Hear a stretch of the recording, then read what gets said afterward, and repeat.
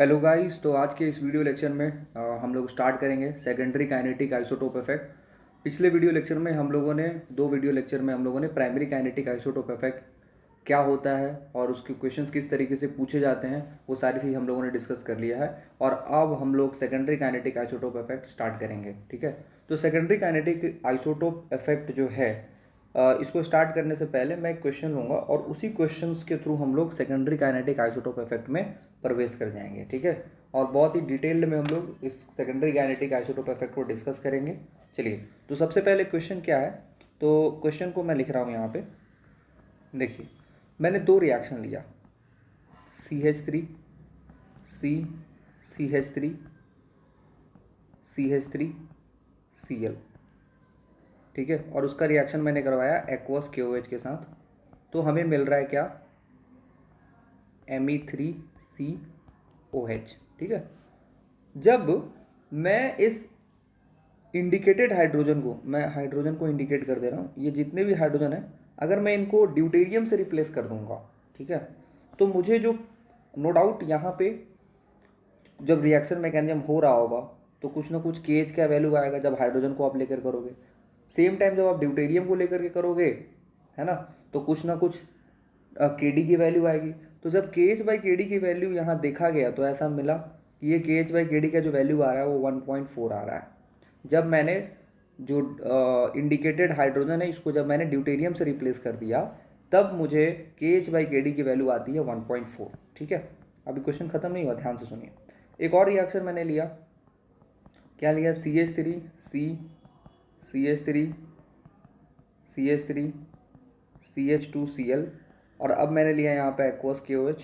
ठीक है, यहाँ पे मुझे एक्वस KOH की जगह पे मैं कोई दूसरा ले लेता हूँ, KCl ले लेता हूँ। ठीक है, या KCN ऐसा लिख लो, KCN along with non DMF। ठीक है, which is a polar aprotic solvent. और तब मैंने यहाँ पे ले लिया, तो प्रोडक्ट जो मिल रहा है मुझे वो मिल रहा है Me3C CH2CN। ठीक है, तो यहाँ पे भी वही कहानी है, जो इंडिकेटेड हाइड्रोजन है, इंडिकेटेड हाइड्रोजन, जब इस इंडिकेटेड हाइड्रोजन को हमने ड्यूटेरियम से रिप्लेस कर दिया तो मुझे यहाँ पे जो KH/KD की वैल्यू जो देखने को मिली वो मिली 1.2। कितनी देखने को मिली, 1.2।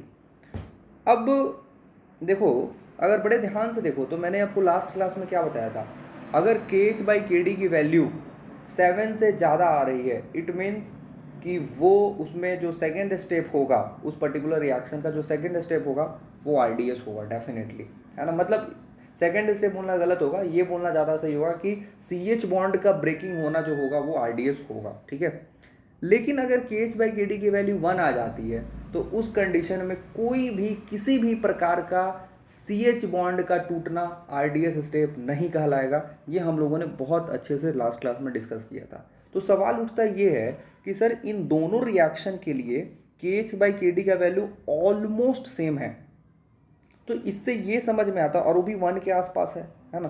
तो दैट सजेस्ट, अब हम लोग देखो यहीं से एंट्री मार देंगे सेकेंडरी काइनेटिक आइसोटोप इफेक्ट में। So that suggest that above data suggests that primary kinetic isotope effect is absent। किसी भी प्रकार का प्राइमरी काइनेटिक आइसोटोप इफेक्ट तो नहीं है, but kinetic isotope effect present है। कि काइनेटिक आइसोटोप इफेक्ट दो तरीके का होता है, अगर प्राइमरी नहीं है यहाँ पे तो क्या अवेलेबल है, यहाँ पे secondary kinetic isotope effect available है। तो such an isotopic effect is called such an isotopic effect is called secondary kinetic isotope effect, SKIE। अब ये होता क्या है सेकेंडरी काइनेटिक आइसोटोप इफेक्ट, अब बोलोगे ये होता क्या है ये। अब देखो, प्राइमरी काइनेटिक आइसोटोप इफेक्ट में जो हम लोगों ने देखा था वो कहीं ना कहीं CH बॉन्ड का ब्रेकिंग के इन्वॉल्वमेंट की वजह से था, है ना। CH बॉन्ड के टूटने पे सब चीज़ डिपेंड कर रहा था कि वो प्राइमरी काइनेटिक आइसोटोप इफेक्ट है या नहीं। लेकिन यहाँ पे किसी भी प्रकार का CH बॉन्ड ब्रेकिंग का डायरेक्ट इन्वॉल्वमेंट नहीं है, इनडायरेक्ट इन्वॉल्वमेंट है। वो भी किस चीज़ का इनडायरेक्ट इन्वॉल्वमेंट है वो मैं बताऊंगा। So basically how will you define secondary kinetic isotope effect in a better statement, you will write it is not due to direct involvement of direct involvement of CH bond breaking in RDS step, but indirect involvement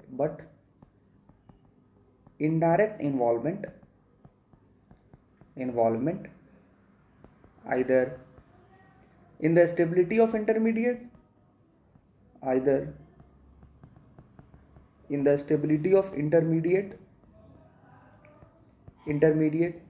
or steric hindrance ठीक है। तो ये अभी हो सकता है आपको definition समझ में नहीं आया, लेकिन जब मैं ऊपर वाला जो दो क्वेश्चन लिया हूँ, दो रिएक्शन, उसके थ्रू आपको बहुत अच्छे से समझ में आ जाएगा कि ये रिएक्शन, ये जो डेफिनेशन है वो क्या बोल रहा है। और एक और इम्पॉर्टेंट चीज़ जो आपको पता होनी चाहिए कि ये जो सेकेंडरी आइसोटोप इफेक्ट जो होती है, इसमें जो KH/KD की वैल्यू आती है, it is never higher than 2। 2 तक जा सकती है, लेकिन 2 से ज़्यादा नहीं। मोस्ट ऑफ द टाइम 2 से कम ही होगी। जैसे कि आप देख भी सकते हो ऊपर जो मैंने क्वेश्चन लिया था, यहाँ पे 1.4 और 1.2 आया था, राइट। अब इस चीज़ को एक्सप्लेन कैसे करना है, सेकेंडरी काइनेटिक आइसोटोप इफेक्ट को मैंने इंट्रोड्यूस तो कर दिया है यहाँ पे, लेकिन अभी इस चीज़ को समझा कैसे जाए। यहाँ पे देखिए मैंने क्या लिखा है, बहुत ध्यान से अगर आप देखोगे तो यहाँ पे मैंने लिखा है indirect involvement of either in the stability of intermediate और स्टेरिक हिंड्रेंस। मतलब CH बॉन्ड का डायरेक्टली इन्वॉल्वमेंट नहीं है उसके टूटने से RDS सिस्टम में, जबकि इनडायरेक्ट इन्वॉल्वमेंट। अब इसका क्या मतलब है वो आइए उस एग्जाम्पल से हम लोग देखते हैं। जैसे कि आपने देखा होगा जो हमने फर्स्ट रिएक्शन लिया था, फर्स्ट रिएक्शन क्या था हमारा,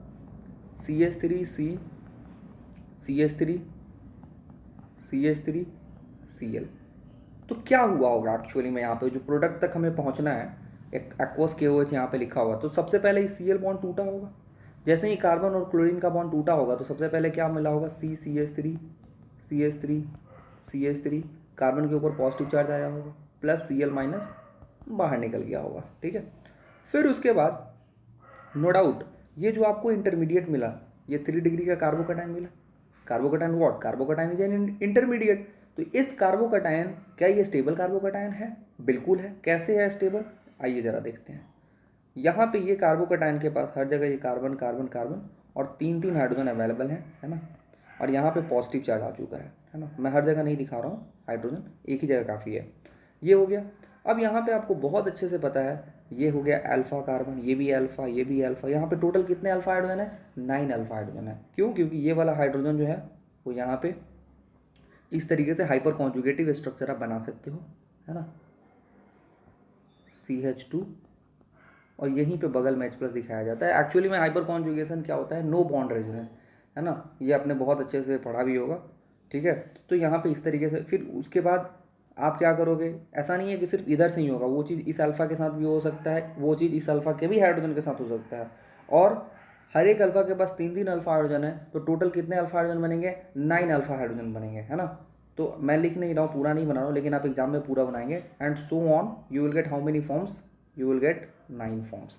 बट मैं ये बोल रहा हूँ क्योंकि क्वेश्चन में ही बोला गया था स्टार्टिंग में, अगर आपको ध्यान से देखो तो मैंने यहाँ पे इंडिकेट किया था ब्लू कलर से कि if the indicated hydrogen is replaced by deuterium, तब ना KH/KD का वैल्यू 1.4 आया था। क्योंकि बिना ड्यूटेरियम से रिप्लेस किए हुए आप KD नहीं निकाल सकते हो, और बिना KD निकाले हुए आप KH/KD नहीं बता सकते हो।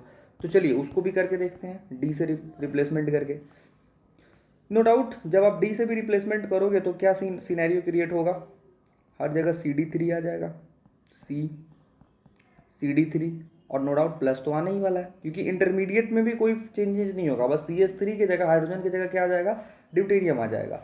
ये हो गया CD2D। मैं पूरा ड्यूटेरियम खोल करके नहीं दिखा रहा हूँ। अब नो डाउट एक ड्यूटेरियम फिर से इधर जाएगा और फिर से हाइपर कॉन्जुगेटिव स्ट्रक्चर बनेगा यहाँ पे, CD3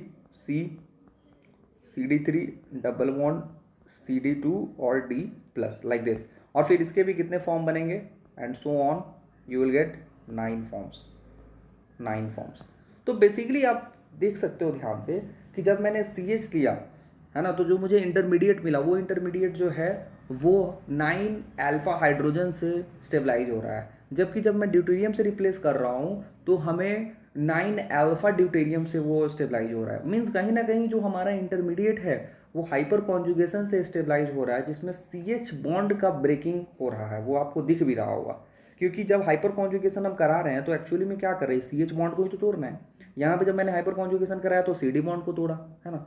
तो दैट मीन्स कि intermediate is stabilised by hyperconjugation in which CH bond breaking take place. So if hydrogen is replaced by deuterium, then extent of hyperconjugation decreases. मानते हो कि नहीं?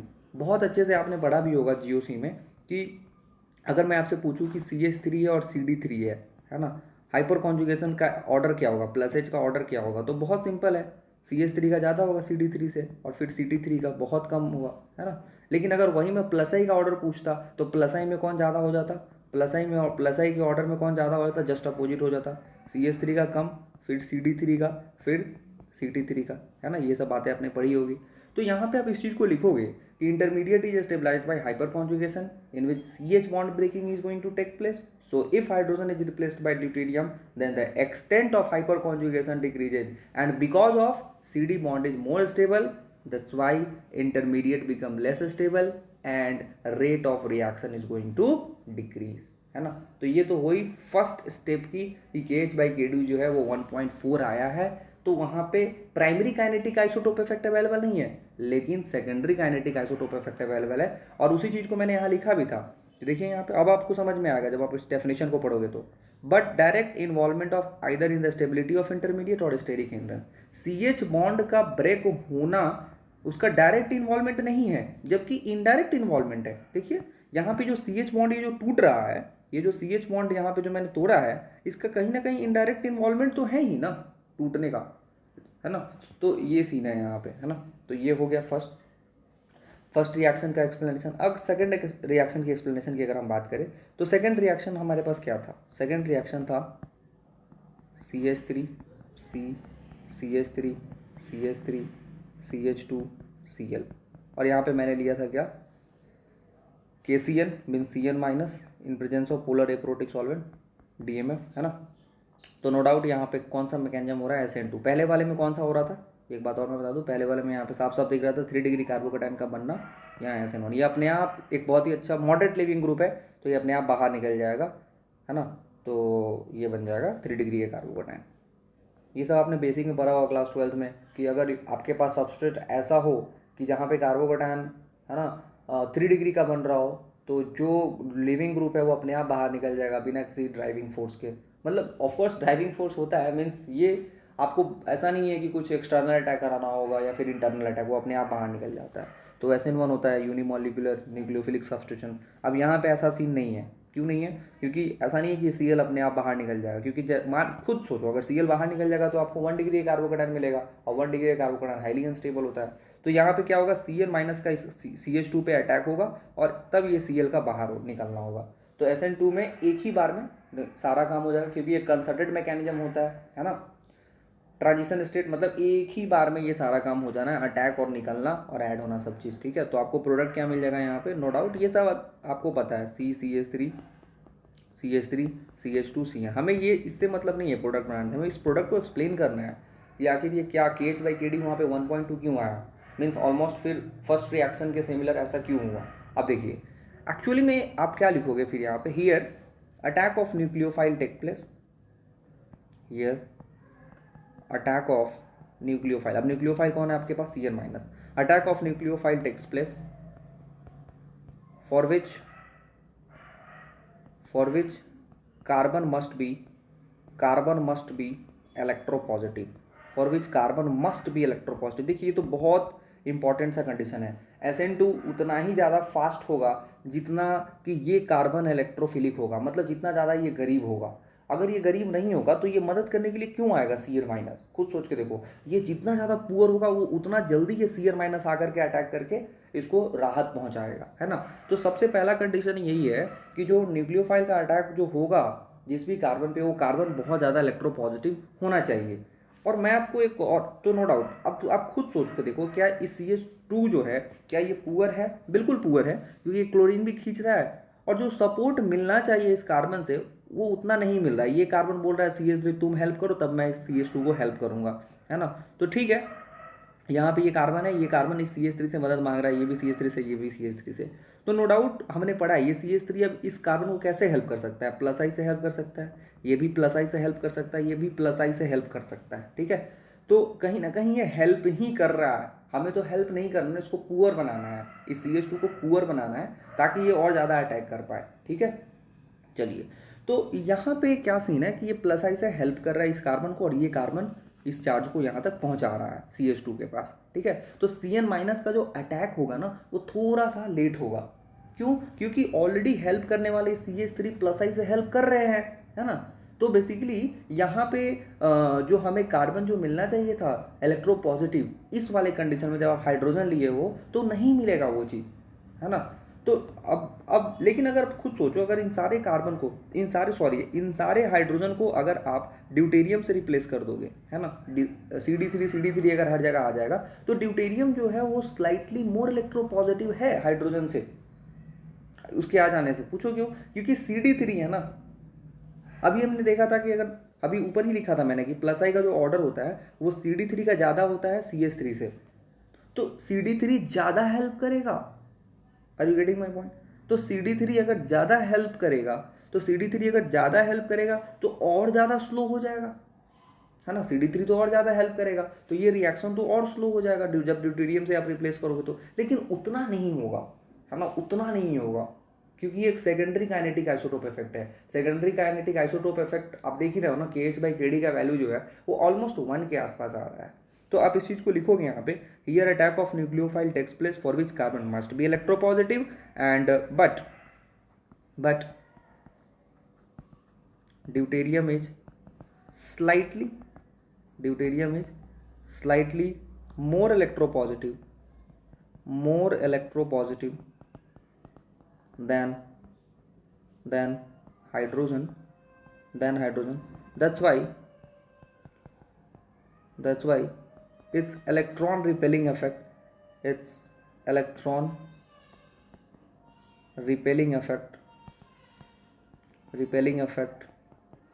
is high, which decreases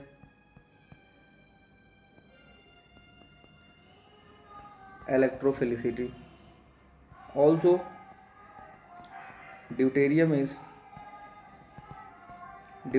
slightly bigger in size, no doubt, slightly bigger in size,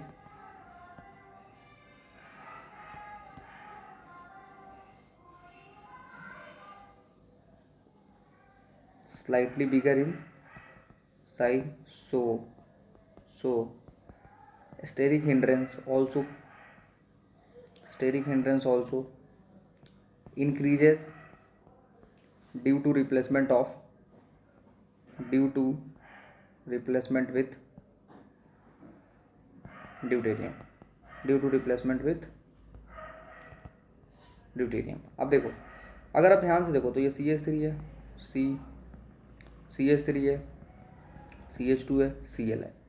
Cn minus का attack हुआ, no doubt आपको product भी मिल गया। क्या प्रोडक्ट मिला था? CH3 CH2 Cn, ठीक है। ये CH3 का जो साइज भी होगा ना ये छोटा होगा as compare to your CD3, क्योंकि ड्यूटेरियम का साइज थोड़ा बड़ा है ना। ये CD3 का जो साइज होगा ये बड़ा साइज का होगा। यहाँ पे जो डेल्टा पॉजिटिव होगा बहुत ज़्यादा होगा, क्योंकि CH3 उतना हेल्प नहीं कर रहा है ना। यहाँ पे एक और CH3 छूट गया है। CH3 उतना हेल्प नहीं कर रहा है क्योंकि CH3 का प्लस आई इफेक्ट कम है एज कम्पेयर टू CD3, लेकिन CD3 ज़्यादा हेल्प कर रहा है, तो यहाँ पे जो इलेक्ट्रोपॉजिटिव होगा वो कम होगा, है ना। तो इलेक्ट्रोफिलिसिटी को घटा रहा है CD3, तो अगर इलेक्ट्रोफिलिसिटी को घटा रहा है तो इसका मतलब कि Cn माइनस का अटैक जो होगा वो और स्लोली होगा एज कम्पेयर टू ऊपर वाले केस में जब मैंने CH3 लिया था। तो ये सीन है। तो अब यहाँ पे देखो ये स्टेरिक फैक्टर भी आ गया, और हम लोगों ने जो पहला वाला क्वेश्चन किया था उसमें हम लोग का इंटरमीडिएट जो है वो हाइपर कॉन्जुगेशन से स्टेबलाइज हो रहा था, वो वाला फैक्टर भी आ गया। तो कहीं ना कहीं सेकेंडरी काइनेटिक आइसोटोप इफेक्ट जो है, मैं फिर से बता रहा हूँ कि इसका CH बॉन्ड का ब्रेकिंग हो रहा है नो डाउट, लेकिन उसका डायरेक्ट इन्वॉल्वमेंट नहीं है, इनडायरेक्ट इन्वॉल्वमेंट है CH बॉन्ड का ब्रेकिंग होने के से किस लिए, तो इंटरमीडिएट को स्टेबल करने में, क्योंकि जब इंटरमीडिएट जब आपका स्टेबल हो रहा है तो कहीं ना कहीं हाइपर कॉन्जुगेशन से हो रहा है, और हाइपर कॉन्जुगेशन से हो रहा है इसका मतलब कि हाइपर कॉन्जुगेशन में भी तो बॉन्ड तो वो टूट ही रहा है ना एक तरीके से, हम लोग जब दिखाते हैं तो, है ना। तो ये सीन है। एक और बात मैं बता दूं यहाँ पे जाते जाते, whenever SCI means secondary kinetic isotope effect takes place due to hyperconjugation, जब भी secondary kinetic isotope effect hyper conjugation से होता है तो इसको हम लोग अल्फा इफेक्ट बोलते हैं। It is called as which effect, alpha effect. But whenever it takes place due to steric hindrance and polar factor steric hindrance and polar factor, then it is called as beta effect. Then it is called as which effect, beta effect. But in anyhow KH/KD अगर alpha देखो आप या फिर KH/KD या beta देखो, दोनों condition में ये जो होता है वो 2 से कम ही होता है। एक बात याद रखने वाली बात है, ठीक है। तो ये चीज़ है, अब बहुत इंपॉर्टेंट है। तो ये डिटेल एनालिसिस थी सेकेंडरी काइनेटिक आइसोटोप इफेक्ट से रिलेटेड। बाकी बात हम लोग इसके जो क्वेश्चंस है वो हम लोग नेक्स्ट वीडियो लेक्चर में देखेंगे। Thank you so much for watching this video. Bye.